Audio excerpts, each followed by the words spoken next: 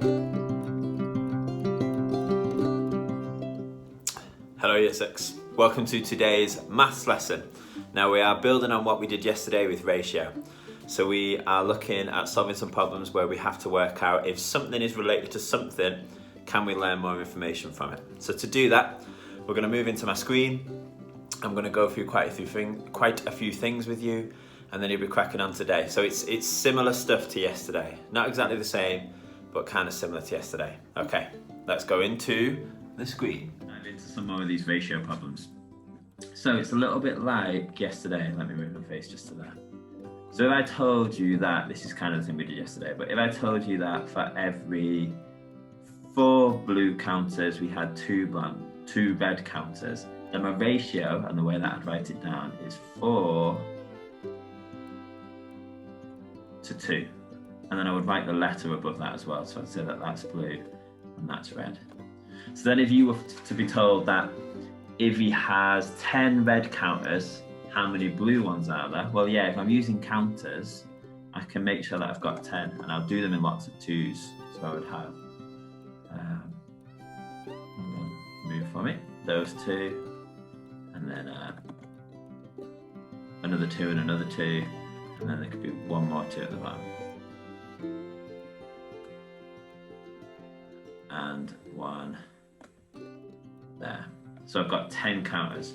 Now because every 2 I have 4 blue ones, and I can 2 red, 4 blue, 2 red, 4 blue, 2 red, 4 blue, 2 red, 4 blue. So that means that for every 2 red counters, 4 blue. So if I've got 10, 2, 4, 6, 8, 10, then I would have 4, 8, 12, 16, 20 blue counters. Now obviously, we haven't always got counters to help us do that. So the way that you can do that without counters, if we know that our ratio is 4 to 2, and they're the blue counters and they're the red counters.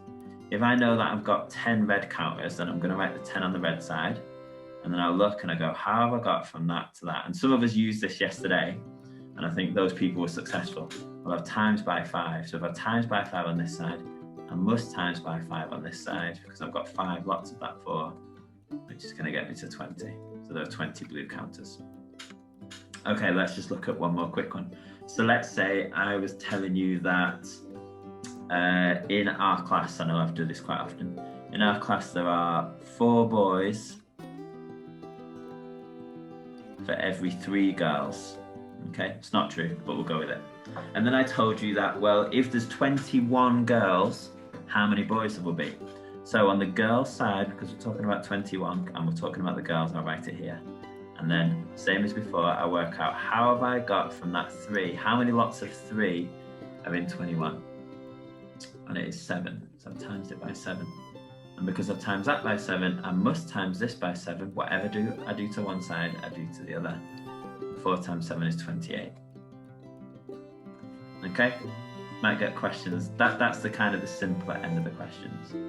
Now you may sometimes get something that says something like,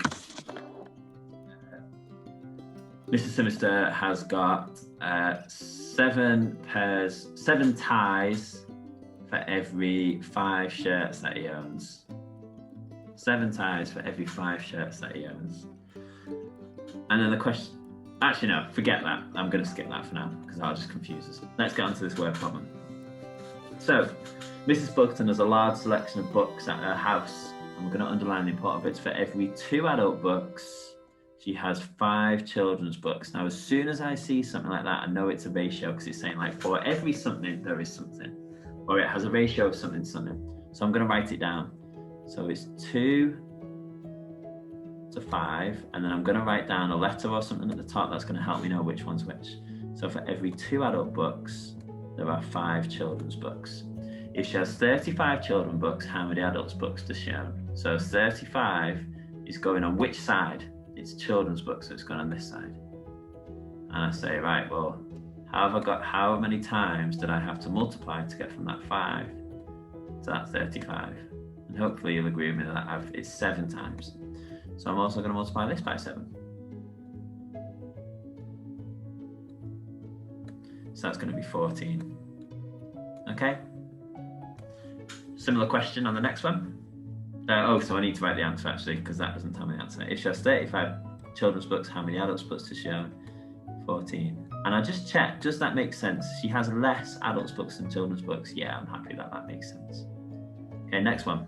St. James's are trying to save money for a new computer. They have said that for every £7 that is raised by children, the school will add £3.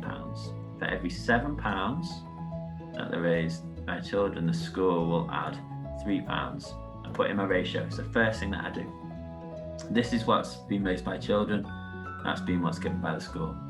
If £140 has been raised by children, how much will the school add? So the 140 is going on this side.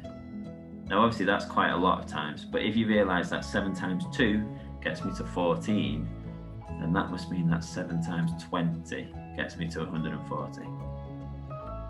So because I've multiplied that by 40, I also multiply that by 40. Sorry, 20, my bad. So times it by 2 is 6, times that by 10 is 60. Now let's imagine that the question was slightly different. So my answer for this one is 60. But I'm going to change it and I'm going to say, I'm going to slightly change the question. So let me just rub this out. So I'm going to say that the question is, if £140 has been raised by the children, what is the total raised by the children and school? So my ratio is still 7:3. Okay, that is the important part of this ratio. 7:3. That's one's the children, that one's the school. But it's now asking about the total. So to find the total, well, if they've raised 7 and 3, my total is going to be what? 10. Okay. So if £140 has been raised by the children, so I know that that's becoming 140. And we worked out before that to do that, I've multiplied it by 20. So if I've multiplied that by 20, then what must I do with this? I must multiply this by 20. And 10 times 2 is 20, times by 10 is 200. So my answer is 200, and then I can check that actually. Whoa, we've got all sorts of females coming up. I can check that by multiplying that by 20 as well, and we worked out that that was 60. And like we said, 140 add 60 is equal to 200. So my answer on this question is 200. Right, one more quick question. A recent survey was taken amongst the Premier League football players. I've just made this up. This isn't actually accurate. It was found that for every 6 English players, there were 10 players from a different country. If there are 21 English players at Everton, how many international players is there likely to be? So my ratio is here. Every 6 English players, there are 10 players from a different country. So my ratio is 6 to 10. The 6 is English players. The I is, the 10 is, I'm going to put I for international. Now, we need to get the 21. Now, if I put 21 in here, hopefully you'll notice a problem. What is the problem? Hopefully you realise that the problem is that we can't multiply 6 to get to 21. So I need to look at an alternative way. And the alternate way to do that is to see if I can make that 6 something smaller by dividing. Now, if I divide this by 2, that works to get us to 3, and I can divide that by 2. So I end up with a ratio of 3 to 5. Now I'm trying to get to 21, and I can multiply that 3 into 21. So 3 times 7 is going to get me to 21.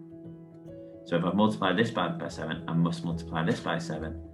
7 times 5 is 35. So my answer is 35. So there might be some questions like that, maybe in steady and definitely probably in go. Okay, so year 6. Some of us found yesterday quite tricky. For those of us who really found it tricky, then concentrate on doing the ready questions today. For those of us who did steady, then have a go at steady today, maybe have a look at go. And for those of us who did go yesterday, we should definitely be aiming to do go again today. However, I think I put in there, I want you to do steady first if you're going to do go, just because there's not all that many questions.